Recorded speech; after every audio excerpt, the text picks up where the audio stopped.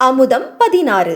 நயனிகாவை பார்த்ததும் எகிரிக்கொண்டு சென்ற சேதுராமன் அவளை வாசலிலேயே தடுத்து நிறுத்த, என்னாச்சு, எதுக்கு அவளை இங்க நிறுத்தி இருக்கீங்க என்று அவர் எதிரில் வந்து நின்றான் அபய் ஸ்ரீவத்சன்.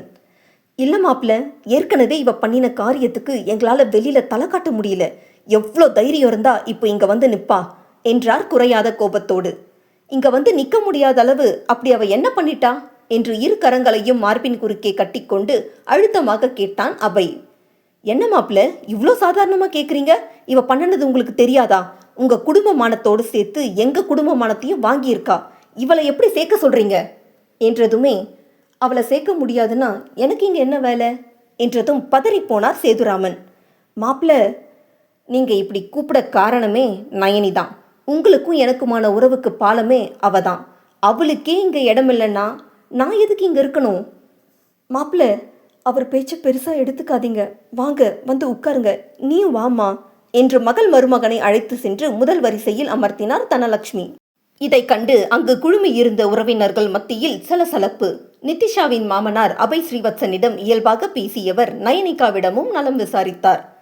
பா, ஸ்டூடெண்ட்டை கட்டாயப்படுத்தின ப்ரொஃபஸர் பற்றின நியூஸ் சொன்னேனே, உங்களுக்கு மறந்துடுச்சா என்றான் அவர் மகன்.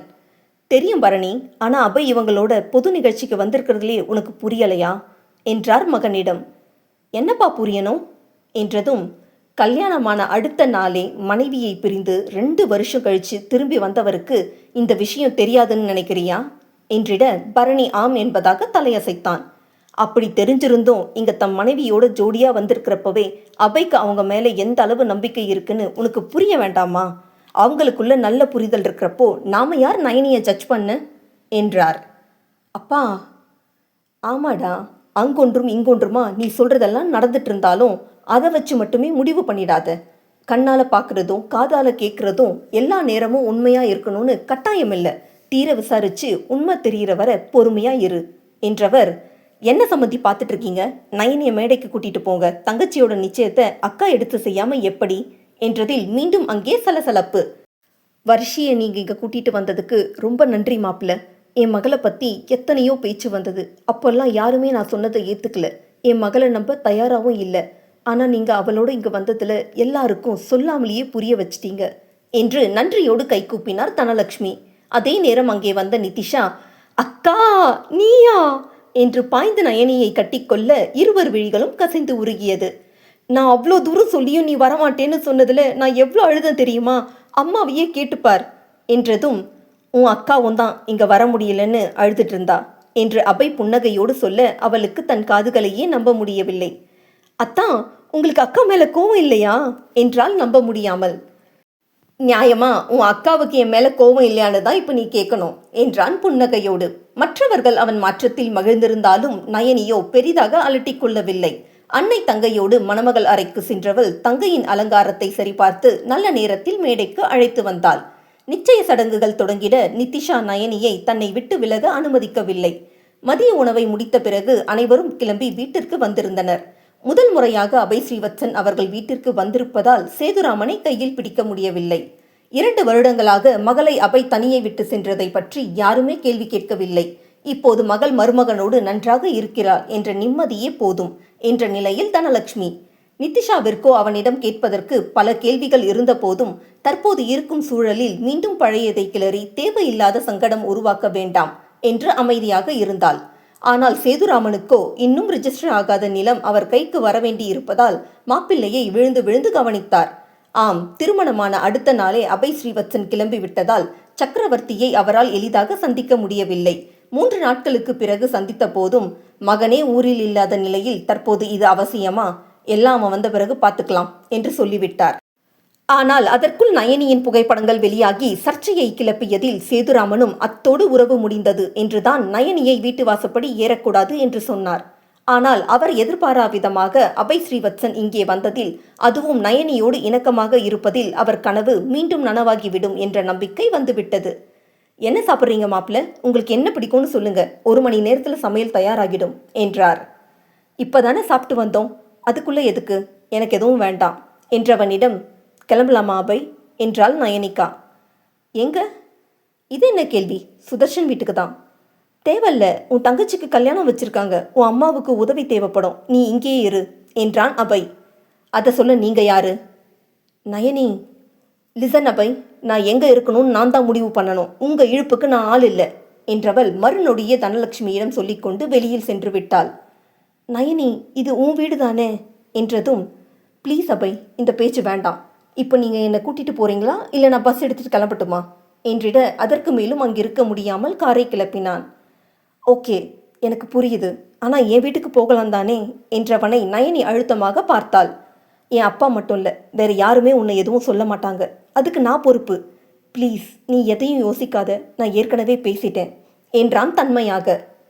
எனக்கு நிரந்தரம் இல்லாத இடத்துக்கு எதுக்கு என்னை திரும்ப திரும்ப கூப்பிடுறீங்க என்றாள் ஆதங்கத்தோடு. நயனி, உனக்காக தான் உன்னை கூப்பிடுறேன்னு இன்னுமா உனக்கு புரியல என்றான் அவளுக்கு புரிய வைத்து விடும் வேகத்தோடு. அபய், இப்போவும் எனக்காக தான் என்னை கூப்பிடுறீங்களே தவிர உங்களுக்காக கூப்பிடல என்றவளின் வார்த்தைகள் அத்தனை வலியோடு வெளியேறியது. வேதனையோடு கணவனை பார்த்தவள் அதற்கு மேலும் அவனை மறுக்க முடியாது. எனக்கு கொஞ்சம் டைம் கொடுங்க, நானே வரேன் என்றாள். எவ்வளோ நேரம்? நேரமா?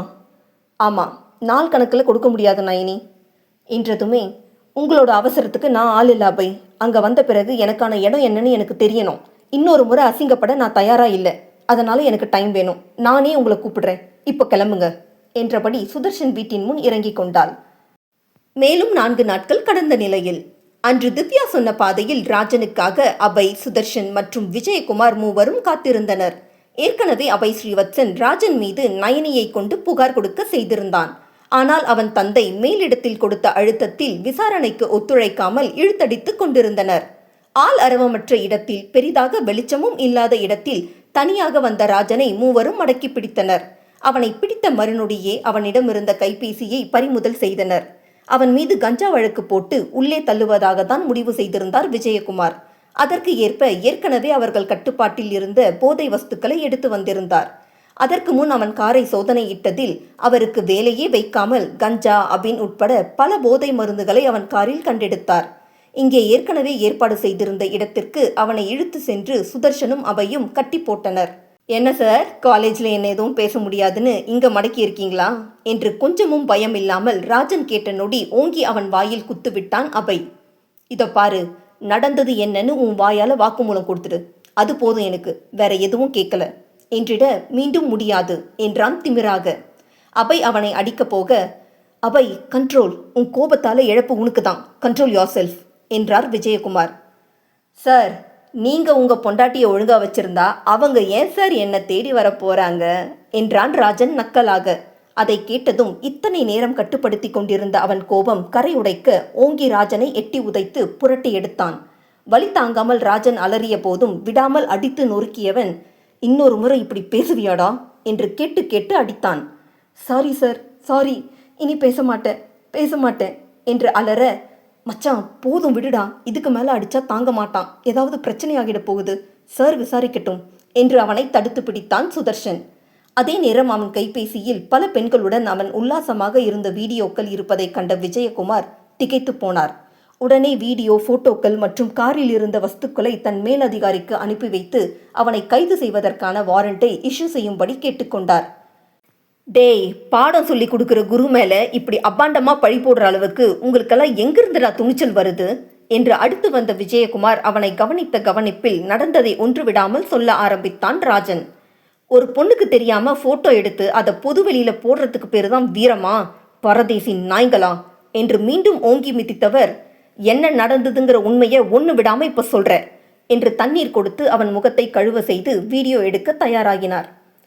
தப்பெல்லாம் என் மேலே தான் சார், மேம்க்கு எதுவும் தெரியாது, நான் ஃபோட்டோ எடுத்தது கூட அவங்களுக்கு தெரியாது, அப்போ அவங்க மயக்கத்தில் இருந்தாங்க, அவங்க கூட எடுத்த ஃபோட்டோஸ் மட்டும்தான் நிஜம், வீடியோ உண்மை கிடையாது, அது ஃபேக்காக ரெடி பண்ணது, என்னை விட்டுடுங்க என்று ராஜன் வாக்குமூலம் கொடுக்க சுதர்ஷன் அனைத்தையும் வீடியோ எடுத்திருந்தான். எடுத்த கையோடு உடனே அதை சோஷியல் மீடியாவில் பதிவிட்டான். அடுத்து சக்கரவர்த்தி முதல் மாணவர்கள், பேராசிரியர்கள் என்று அனைவருக்கும் ராஜன் அளித்த ஒப்புதல் வீடியோவை அனுப்பி வைத்தான். அதில் தன்னை கட்டாயப்படுத்தி ஆசைக்கு உடன்பட செய்ததாக பேராசிரியரை தவறாக சித்தரித்த மாணவன் இன்று தன் தவறை ஒப்புக்கொண்டு வாக்குமூலம். பல வருடங்களாக போதைக்கு அடிமையாகி அந்த கும்பலை சேர்ந்த ராஜன் எனும் மாணவன் பேராசிரியர் நயனிகா வர்ஷி மீதிருந்த வன்மத்தில் அவரை தவறாக சித்தரித்தது இப்போது அம்பலமாகி உள்ளது. ராஜன் வலையில் சிக்கிய பல மாணவிகளுடன் உல்லாசமாக இருந்ததாகவும் அதையெல்லாம் வீடியோ எடுத்து அவர்களை மிரட்டி தன் கட்டுப்பாட்டில் வைத்திருப்பதும் இன்று காவல் அதிகாரி விஜயகுமாரின் விசாரணையில் அம்பலமாகி உள்ளது என்ற தலைப்பு செய்தியில் நயனி மீது எந்த தவறும் இல்லை என்று ஊடகங்கள் செய்தி வாசித்துக் கொண்டிருந்தன. ஏற்கனவே அபய் ஸ்ரீவத்சன் புகார் கொடுத்து இருந்ததால் நயனி மேல் தவறான வதந்தி பரப்பியது அவரை மன உளைச்சலுக்கு ஆளாக்கியது. அவருக்கும் அவர் பணிக்கும் களங்கம் ஏற்படுத்தும் வகையில் நடந்து கொண்டது, போதை மருந்து எடுத்தது, அதை கடத்த முயற்சித்தது, பெண்களை சீரழித்தது என்று பல பிரிவுகளில் ராஜன் மீது வழக்கு பதிவிட சிறையில் தள்ளப்பட்டான்.